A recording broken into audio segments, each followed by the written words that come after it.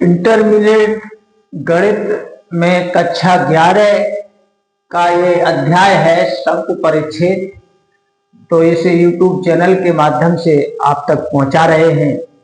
जो भी इसे दर्शक देख रहे हैं उनका स्वागत है।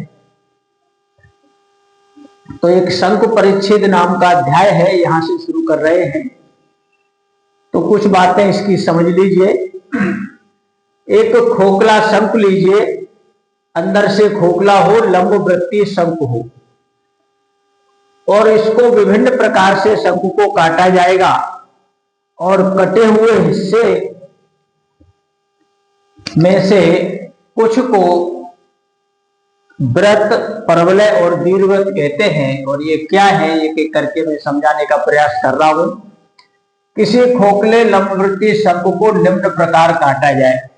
अंदर से खोखला कोई शंकु है, कैसे काटा जाए? आधार के समांतर समतल द्वारा। ये शंकु रखा हुआ है, ये आधार है इसका, और इस आधार के समांतर समतल द्वारा, इससे कुछ ऊंचाई पर एक समतल द्वारा, समतल से तात्पर्य कोई ब्लेड मान लो, जो वो चीज जो इसे काट सकती हो वो समतल कहलाएगा। आधार के समतल, इसके समांतर समतल द्वारा इसको काट के, ये कटा हुआ हिस्सा दिख रहा है, खोखला है अंदर से, तो ये कटा हुआ हिस्सा जो होगा वो वृत्त कहलाएगा।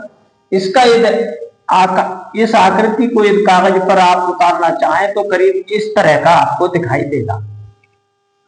तो इस आकृति का नाम वृत्त है, जो शंकु को समतल के आधार समतल से काटकर तैयार किया गया है। इनके बारे में बाद में बताएंगे। पहले इन शंकु परिच्छेद कुल 4 हैं, हमने इस वीडियो में 3 लिए हैं। पहला वृत्त है, तो ये वृत्त कैसे बना? शंकु ये रखा है, ये आधार है शंकु का, आधार के समांतर समतल द्वारा किसी भी हिस्से से, ये आवश्यक नहीं है कि बीच से काटे, कहीं से भी काट ले, और उस कटे हुए हिस्से को यदि कागज पर उतारेंगे तो कुछ इस तरह की आकृति प्राप्त होगी, जिसका नाम वृत्त है। इसके बारे में बाद में बताएंगे। अब कुछ दूसरे प्रकार से इस खोखले शंकु को काटेंगे। शंकु की तिरछी ऊंचाई के समांतर समतल द्वारा काटे तो जो कटा हुआ भाग होगा वो परवलय कहलाएगा। जैसे ये शंकु बनाया है, ये इसकी तिरछी ऊंचाई है, इसकी तिरछी ऊंचाई के समांतर यहाँ पर ब्लेड चला दें, और ब्लेड चला के इसके 2 भाग हो जाएंगे। ये नीचे वाला हिस्सा अलग हो जाएगा और ऊपर का हिस्सा अलग हो जाएगा। तो कोई भी एक हिस्सा अलग से ले लें, और अलग लेने के बाद इसको कटे हुए हिस्से को यदि कागज पर छापना चाहें तो कुछ ये आकृति आपको प्राप्त होगी, इस तरह की, ऐसे कह सकते हैं, ऐसी आकृति प्राप्त होगी। इस आकृति का नाम परवलय है। इनके विषय में बाद में अध्ययन कराया जाएगा एक एक करके। तो ये वृत्त कैसे उत्पन्न हुआ ये जान लो, परवलय शंकु से कैसे बना ये जान लो, खोखले शंकु से। अब एक आकृति और है दीर्घवृत्त, उसे भी जान लेते हैं। तो आधार समतल से, ये आधार है, शंकु रखा हुआ है, ये इसका आधार है। आधार जिस तल पर रखा है उसे शंकु का आधार समतल कहेंगे। तो आधार समतल से किसी कोण पर, ये आधार का समतल है, और यहां से न्यून कोण पर, आधार समतल से न्यून कोण पर झुके, ये आधार का तल है जहां ये रखा है शंकु, इस आधार समतल से न्यून कोण पर झुके, ये न्यून कोण है जो 90 अंश से कम होता है, न्यून कोण पर झुके किसी समतल से इस शंकु को काट दिया गया।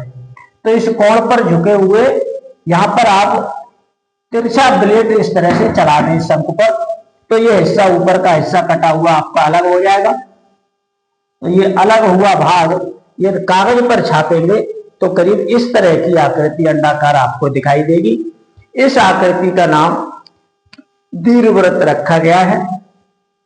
तो ये 3 सांकव, ये शंकु से बनने वाली 3 आकृतियां, इन तीनों को सांकव नाम भी दिया गया है, क्योंकि ये शंकु से बनी हैं, इसलिए इनको सांकव नाम दिया गया है, कह सकते हैं सांकव।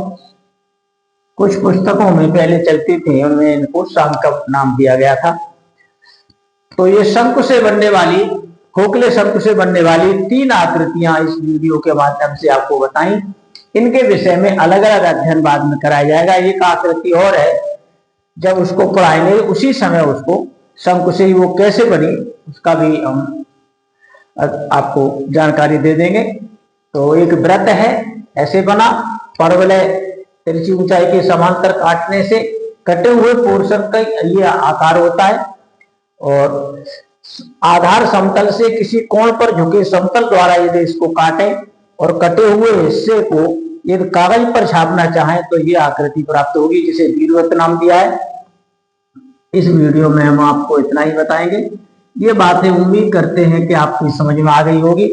यदि समझने में कहीं कोई असुविधा आई हो या कुछ ऐसा लग रहा हो कि ये स्टेप क्लियर नहीं है तो आप हमें कमेंट में लिख दीजिए।